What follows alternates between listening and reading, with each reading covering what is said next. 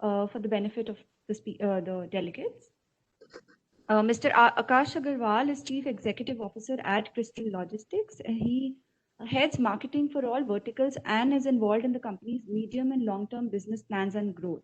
He is spearheading cold chain development for the company and has introduced various new initiatives for cold chain services. Under his leadership, the company has received several awards from various trade bodies and cold chain associations in the past several years. Mr. Agarwal is a commerce graduate from Kolkata University and has an MBA in business management from IMS Mumbai. With this, then we are ready to start with your presentation, Mr. Agarwal. Srishti, could you please put the presentation on full screen mode?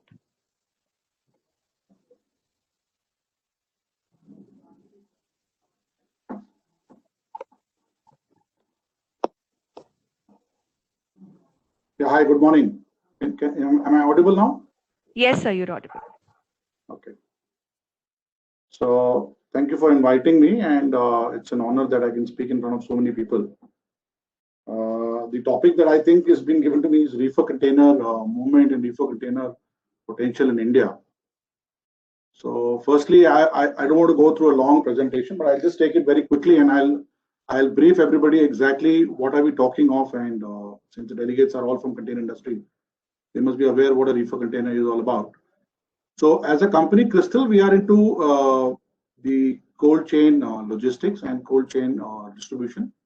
So we purely are building a coastal belt of cold chain across the coastal belt of India.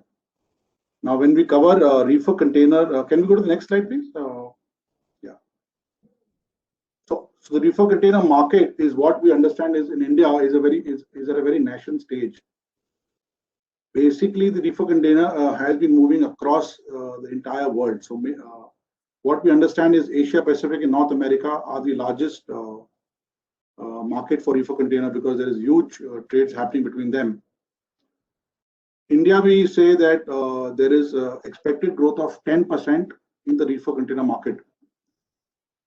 Why so? Because there is huge demand happening in terms of pharmaceutical, which we are exporting from India, and also due to the large fruits and vegetables that we expect to be exporting from India in the near future. Also, we see a lot of imports that's going to be happening and coming to India for the imports of fruits. Next, please.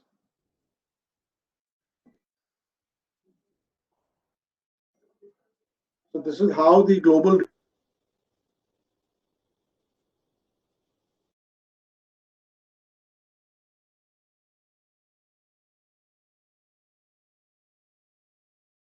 see the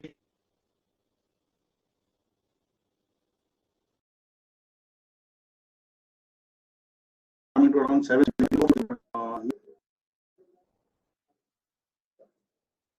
can we have the next slide, please?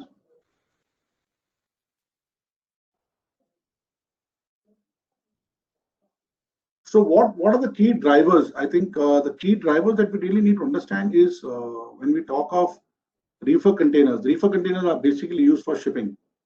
And there are two types of reefer container which are being done today. So like as a company, what we do also is we use reefer container as a plug and play model.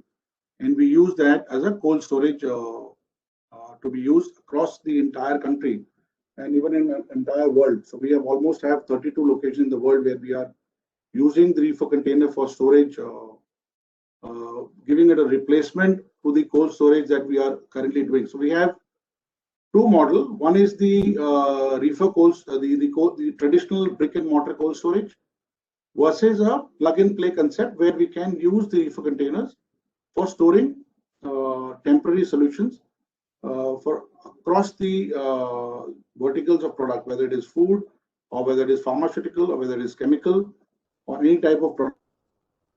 So largely what we are seeing is the rise in demand happening because of pharmaceutical and chemical. And we see almost it to grow by 400 by 2022. This is majorly because of pharmaceutical, and all know what has happened because of the pandemic in the COVID. Next, ma'am.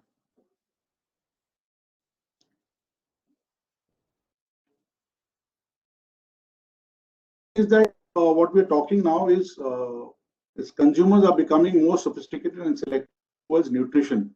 So we have all seen this pandemic has made us go towards immunity booster and go towards good food, hygienic food, and that is another reason where we see that there people are ready to pay higher price, higher premium to get a product or a food which is stored under cold chain conditions or under hygienic conditions.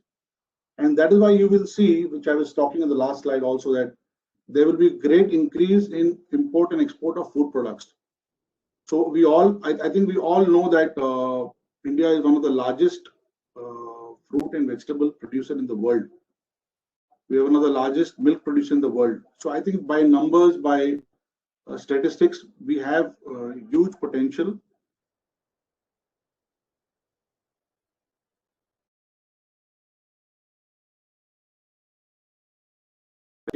We still very inferior quality of fruits and vegetables. So even if you convert, so if you the statistics tells us that we are processing 1% of the fruit and vegetable market of India that we grow here. Even if we are able to double that to 2%, we can see a huge scale of reefer container being moved across the global, leaving apart the Indian scenario where there is huge consumption. As a domestic consumption, if you see rural area, we are also consuming hugely portion because of high growth in terms of salaries or people, the net income being growing by across the verticals of India. So today, if you look at one more reason, if you look at there are almost more than a requirement of more than 60 to 70,000 reefer containers being new production is going to be required in the next 2 to 3 years. So this it shows that internationally there has been a great jump in the demand for reefer containers, and because of these food and pharmaceutical products. Yeah, ma'am. Next.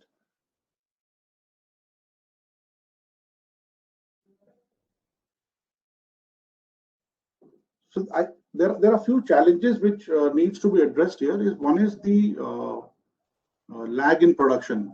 We all know that because of high demand, which has certainly come up, this sort of demand was not anticipated.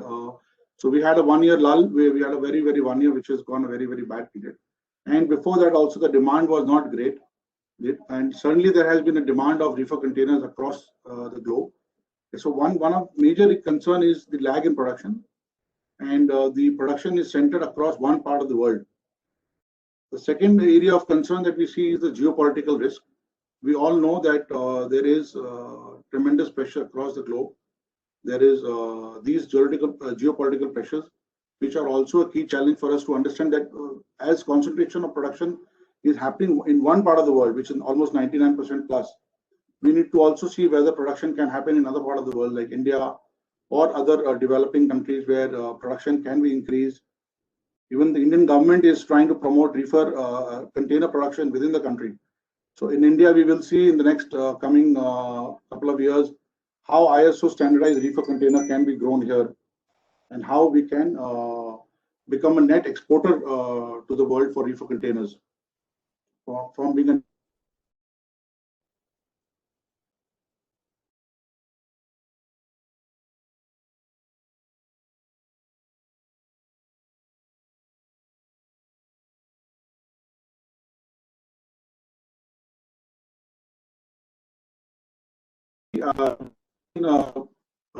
good amount of measures being taken by us. How containers which needs to be addressed at a war footing level. Capital intensiveness. We all agree that these are expensive units. A reefer container costing more than $20,000 is almost an expensive product, which cannot be used for every purposes, or it cannot be brought by in large quantity apart from shipping companies who are using them for bulk shipping requirement. But if you look at other alternatives like in terms of land storage or using them for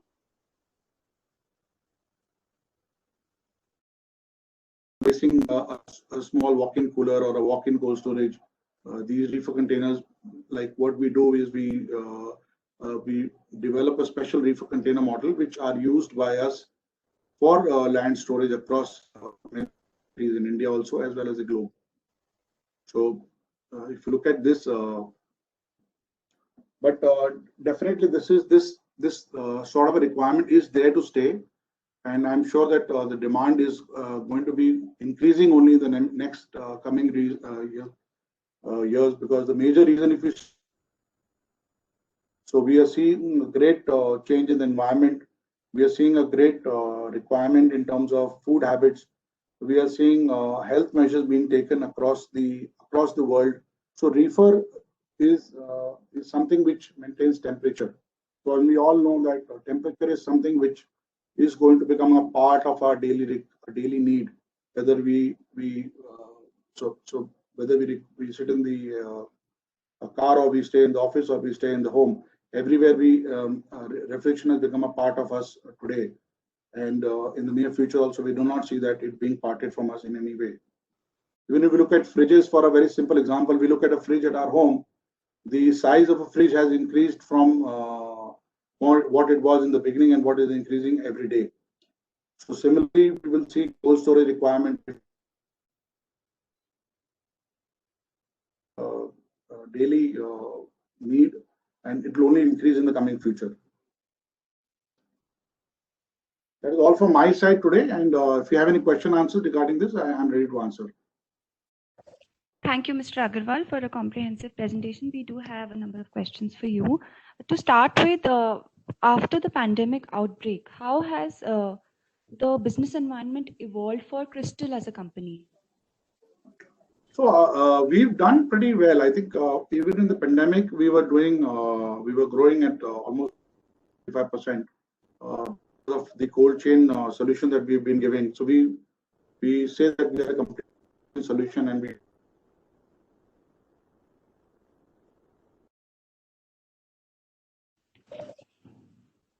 Mr. Agarwal, we are losing your audio intermittently.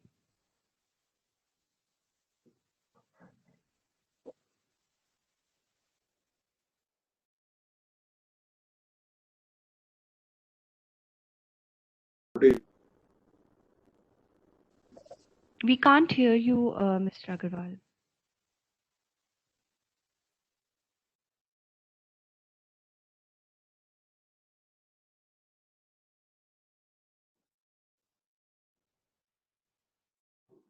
Hello?